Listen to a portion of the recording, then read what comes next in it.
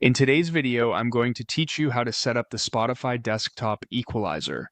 If you want your music to sound deeper, clearer, or better balanced on your headphones or speakers, the equalizer in Spotify can make a big difference. It lets you fine-tune the sound so it matches your personal preference and the audio gear you're using. First, open the Spotify desktop app on your computer and log into your account.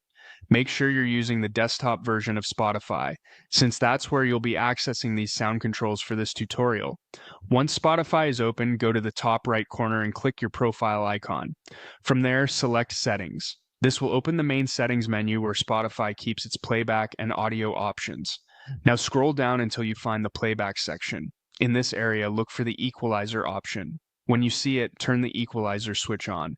This activates Spotify's built-in sound adjustment controls and allows you to start customizing the audio. After the equalizer is enabled, you can begin adjusting the sound settings. The sliders let you change different parts of the audio. Bass affects the low-end frequencies, making music sound deeper and stronger. Mid controls the middle range, which is especially useful if you want vocals to stand out more clearly. Treble affects the high frequencies, adding more sharpness and clarity to the sound. If you don't want to manually adjust everything from scratch, Spotify may also offer preset options. These are quick sound profiles designed for different listening styles.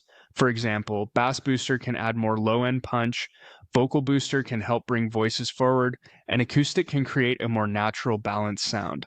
Presets are a good starting point if you're not sure where to begin. Once your settings are in place, play a song you know well. As the music plays, adjust the sliders while listening carefully. This is the best way to hear what each change actually does. Try to find a balance that sounds good on your specific headphones or speakers, because sound can vary a lot depending on the device you're using. If you ever want to undo your changes, go back to the equalizer section. You can simply turn the equalizer switch off or click reset if that option is available.